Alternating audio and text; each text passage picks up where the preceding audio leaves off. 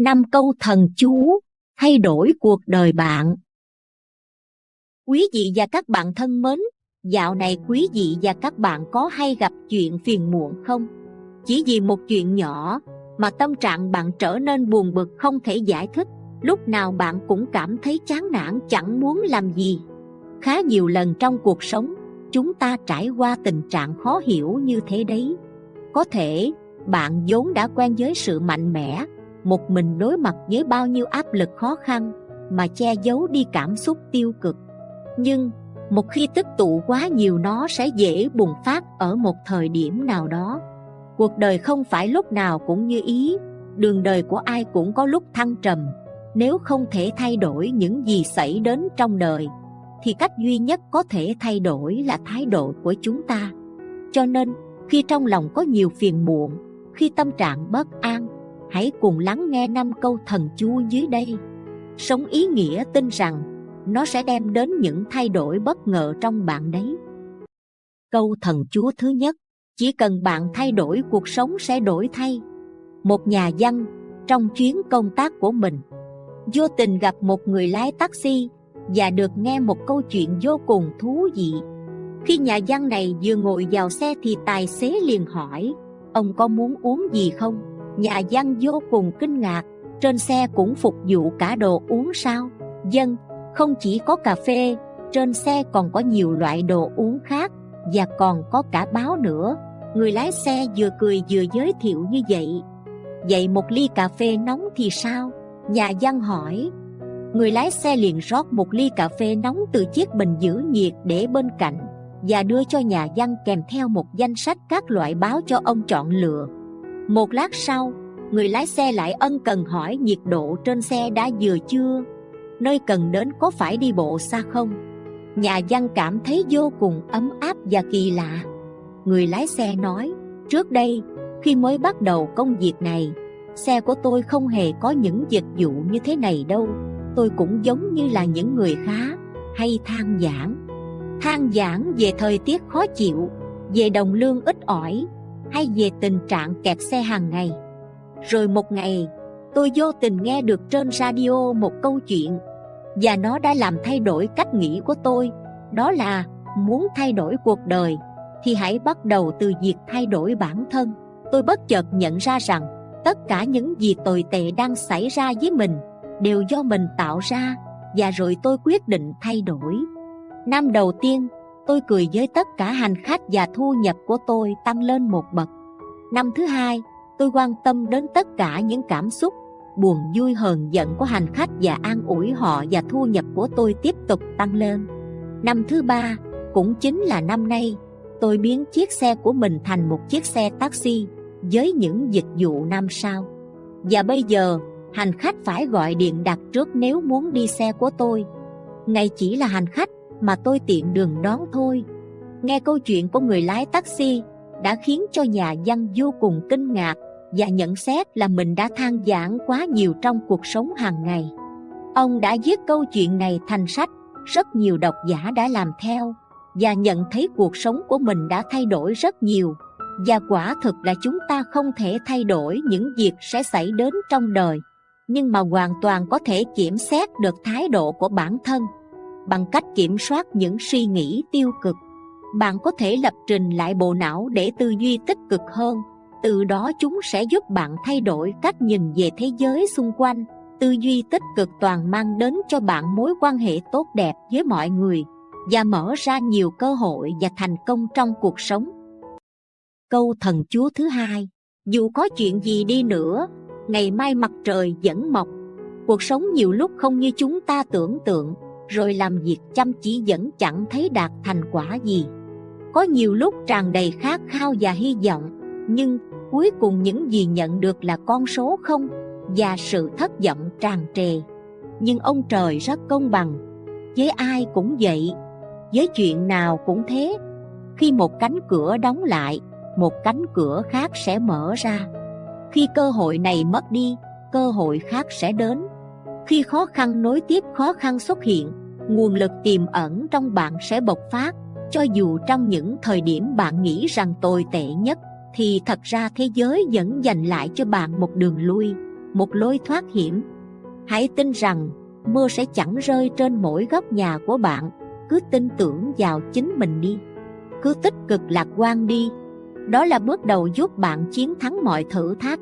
Rồi có những điều khiến bạn thấy xấu hổ, sau này nhìn lại sẽ thấy có chút gì đó buồn cười. Thời gian là liều thuốc hữu hiệu để bạn có thể quên đi những người, những điều khiến bạn đau khổ. Tưởng chừng như không thể nào loại bỏ khỏi tâm trí.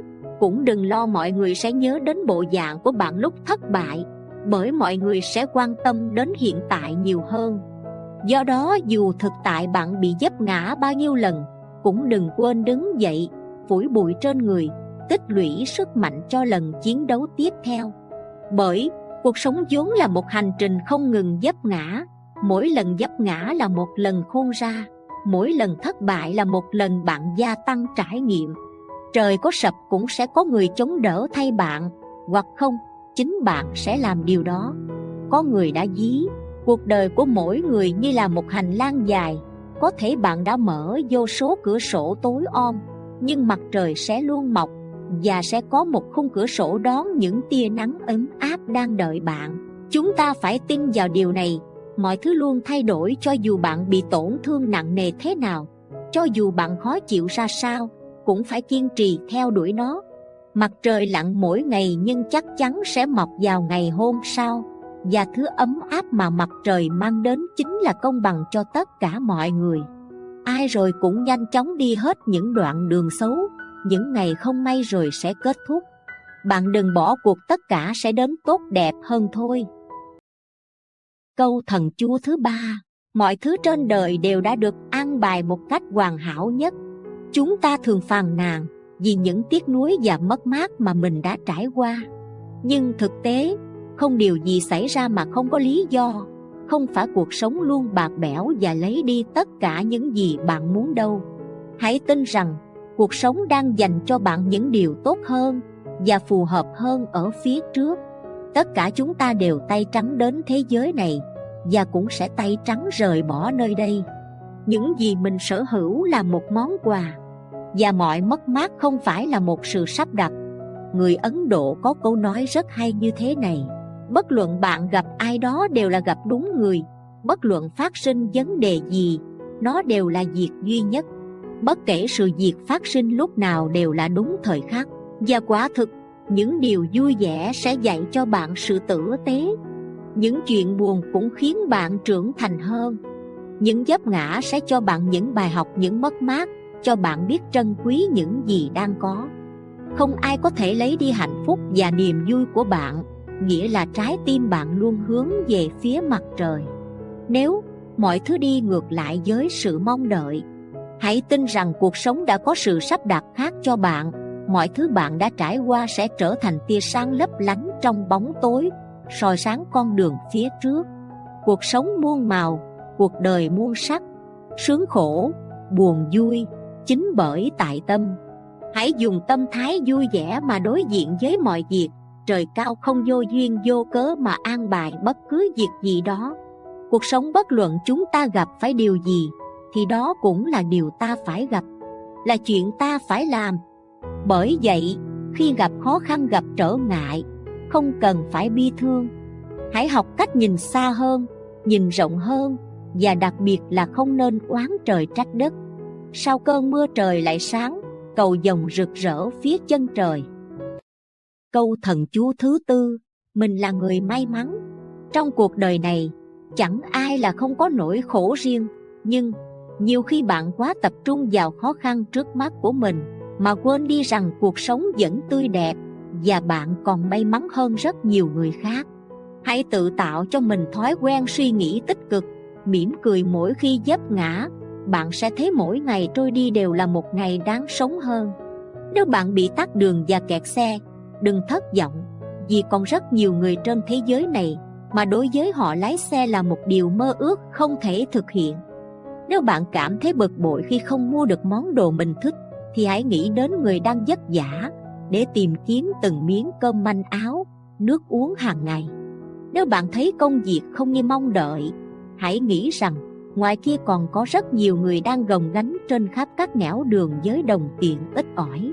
Nếu bạn thất vọng vì một chuyện tình cảm đang đến hồi tan vỡ, thì hãy nghĩ đến những người chưa bao giờ biết yêu thương và được yêu thương là như thế nào.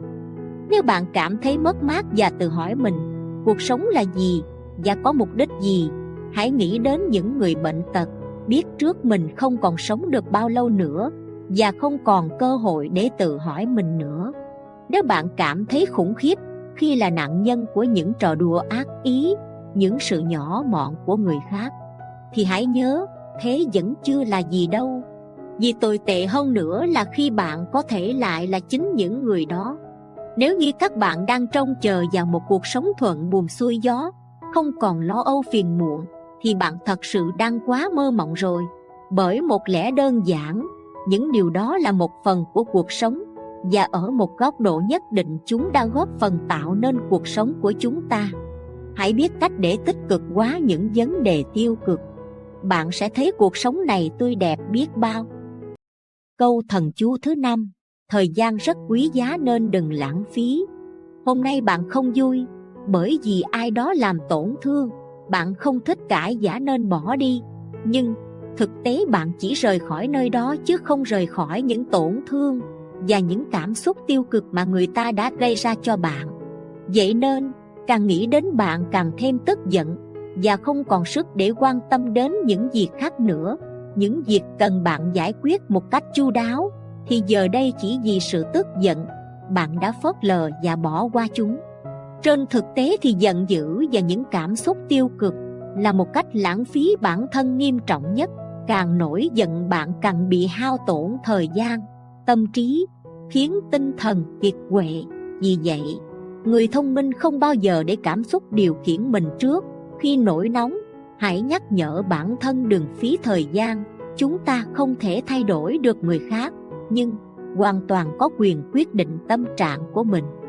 Không gì hạnh phúc hơn là sống vui vẻ và khỏe mạnh. Hãy nghĩ về tất cả những gì bạn có và đừng nổi nóng với những việc không đáng.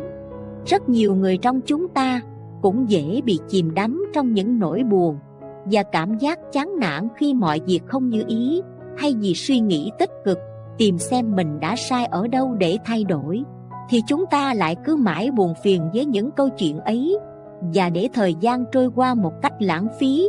Những suy nghĩ tiêu cực chỉ khiến chúng ta ngày càng lún sâu vào sự bất hạnh mà thôi, và khi ấy bạn sẽ bỏ lỡ những cơ hội đáng tiếc.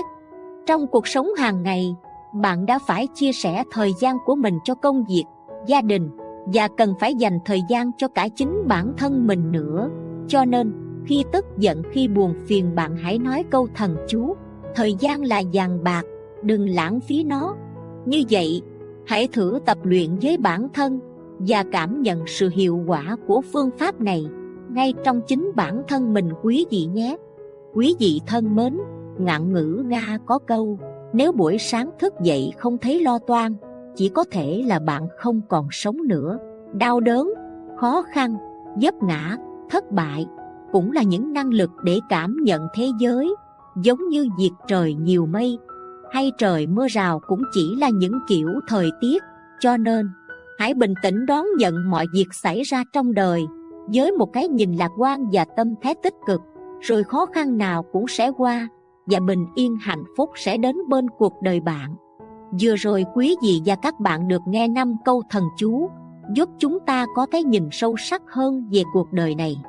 Mến chúc quý vị và các bạn luôn dồi dào sức khỏe và hạnh phúc đong đầy. Xin chào và hẹn gặp lại.